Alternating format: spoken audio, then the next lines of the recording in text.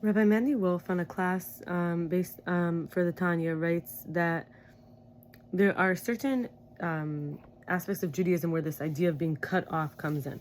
First of all, it's Yom Kippur. It's like you're supposed to afflict yourself, cut yourself off from food and comfort. Chametz, which is, a person is cut off if they eat leavened bread or anything leavened over the course of Passover, Pesach. And circumcision, where you cut off a piece of the male organ when the boy is 8 days old. So there's this idea of cutting off. So sometimes it's about sensitization, desensitization. And he says, Taras Mishracha, purity of the family between husband and wife, and kosher helps when the mind is not blocking the wrong thought. In other words, those activities, if not done correctly, could desensitize a person, where we don't even realize what's not good for us to think about. And he says, when we think about this, what's not good, it's called ra, right? Ra means bad. So killing this ra is one way. The other way is often how we live is by numbing it. We sedate it, we silence it. Some people could call this distraction. What are some ways to get our heart to grow more fond or distant, to become more sensitive or less sensitive? Even if we're just practicing and training something, it could contribute to a feeling. So the heart can taste the action. So first you do the thing you have to do. The heart tastes the action and gives feedback. Next time there's a memory of liking it. Even if you didn't like it before you did it, and now you remember liking it. So that's when you cultivate a preference as it stops being new. Also, the actions can bring about numbness, even if you don't enjoy it or feel bad. It can happen from just going through the motions, not even doing it consciously or intentionally. So if you do something wrong, you can actually become more numb just by doing it. And this idea is that when you're content, you don't look for something else. Why not? Why not? It's asking the person who's looking for something else, why aren't you treasuring the authentic, true, real thing that you have? And even this idea that, like, let's say, going through, becoming numb or seeing the numbness around, it often brings people to such a place, they go through a breakthrough instead of a breakdown, and they even get to the point where they open an organization. It's like services or service organizations. It's like they were founded by people who went through unbearable pain. They wanted to make it that no one else has to feel it, because a big part of trauma is when there's no support. Going through unbearable pain and no one's there. You're like numb. So they use the unfathomable experiences they went through as an opportunity for the new creation they make in order for there to be less pain, to prevent any more pain for anyone. Sometimes being a tzaddik is lonely. You come to terms that there's some things you have to do all by yourself, even investing tons of time and energy when there's no one else who wants to join. And feeling regret or bad is sometimes having a sense of self, enough dignity there to preserve the goodness and to use the remorse to do better and build better from it. So everything in the world was really once a thought. Everything was an idea. For example, there's a person who started FedEx, a company, right? And his teacher was saying, it'll never happen. It's a stupid idea. But that gives the push, the impetus to grow against gravity, to resist and to make it happen.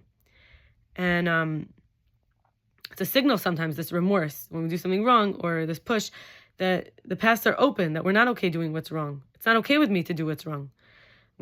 Actually feeling a lack or a disconnect is often a proof that there was a connection or a bond. So 3 types of kadosh. There's holiness. 1 is ish, a person, like a rebbe. 2 is a makom, a place. Think of the kosel, the western wall. And 3 is the zaman, the yom, which is like Yom Kippur, the time.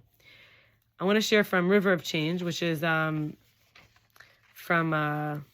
first I want to share from Rebbetzin Tzipporah Gottlieb Heller. She says about parenting. It's very important that we praise them for what they do, not praising them. It's like the thing that they have. Like, I love your skirt. Wow, it looks so good on you. It's such a good choice. It really matches. It's really versatile.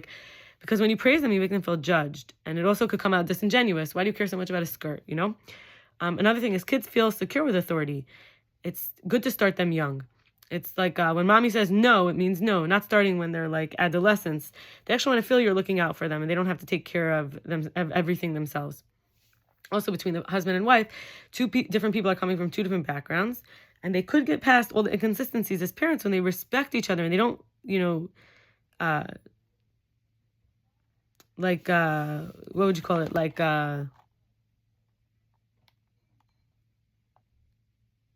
They don't argue, right? Just not arguing. They don't argue in front of the kids. They just, and they find a way not to argue in front of the kids. Then you have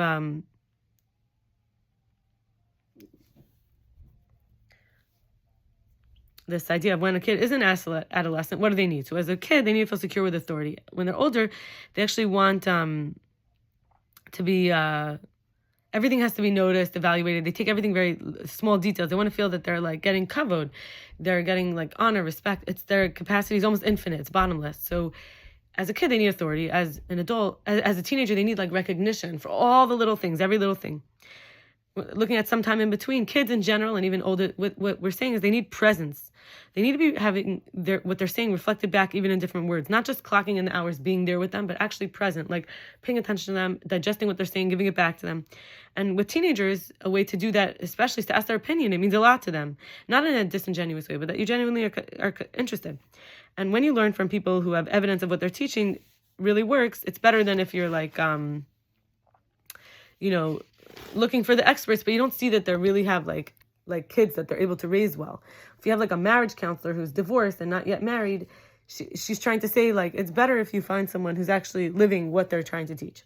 Okay, Mila Schneiderman in River of Change, she says that when we're learning about brain waves, there's something called electromagnetic frequencies that come out of the brain, and this is measurable. It's the brain activity energy, and it's measured in hertz per second, and it's how fast the brain is pulsating. Now, there's gamma. Gamma is heightened perception. It's 32 to 100 hertz per second. And it's learning, cognitive processing, problem solving. And this is like, I would say it's like, the sort of the highest level. Then we have beta. Beta is actually divided into three. So beta is awake, alert, consciousness, thinking, excitement. And it's either low range beta, which is relaxed, alertness. This is interested, attentive, reflective, demonstrating conscious, rational thinking. Or you could have beta, which is mid-range. So this is focused, working, busy. This is when you perk up. You pay more attention. You're vigilant, more aroused. Then you have high-range beta, which is intense, stressed, overthinking. This is the mind is amped up, but the body is really too stimulated to be in any semblance of order. It is a very high arousal state and actually it's a high arousal state that produces chemicals of stress. We call it emergency mode or a heightened state, highly charged emotional reaction state. So even though gamma is pulsating faster, it's sort of recalibrated to the point that it's usable. The high range beta is not actually very usable. So beta goes from everything from 13 to 32. And then alpha. Alpha is 8 to 13. This is physically, mentally relaxed. And alpha waves are more, attention is on the inner world versus the outer. It's in a state of imagination, thinking, the state of imagination, and the thinking, analyzing mind actually slows down. It's a relaxed, calm wave activity, a light meditative state. And that's 8 to 13 hertz. Then we have theta, which is 4 to 8 hertz. This is a deep state, like dream state. Creativity, insight, relaxed, reduced consciousness, deep meditation. And this is, the body's asleep and the conscious mind is awake. It's like a twilight, lucid state. It's half asleep, half awake, slow, dreamy wave activity, and it's more programmable because there's no veil between the conscious and unconscious mind. That's where we could really make changes. That's 4 to 8 hertz. And then there's delta, which is 0.5 to 4. This is the repair state, deep, dreamless sleep, loss of bodily awareness. And it's like we're in a deep sleep, we're not consciously aware. It's a deep, slow activity wave, and it's important time when the body restores itself. So the brain, being an electrochemical, organ, when nerve cells fire, they exchange charged elements that produce electromagnetic fields of varying electrical activity. These variances can be measured as brainwave frequencies and can tell us important information about what we are thinking, feeling, and dreaming, creating, and the information we're processing. Because we understand the brainwaves states, it helps us to get back better to know if we're in the brainwave state, offering the fertile ground for true change, or if we just need to recalibrate. And so what are some ways to work with our brain, with our states? So how do we get to right here, right now, to get into that state of being present and to actually work with our brain and our fertile creative to make change? So there's grounding, sinking vibration. This is when we're walking on the dirt or the sand, especially barefoot, or when we have plants at home, or we're in nature, or wood, or crystals, or gardens and parks, or other techniques. And then breathing, which is restoration, consciousness, pause. Whenever we're in an optimal state, we're the effectors, we're not being affected. Like the tzaddik enters and broadcasts high vibes, and she says even into the whole city, right? So if we come with a strong, wide field, everything's going to be reconciled and merged with our field. When we sustain our own coherent energy, it's not creation. It's not survival, it's creation.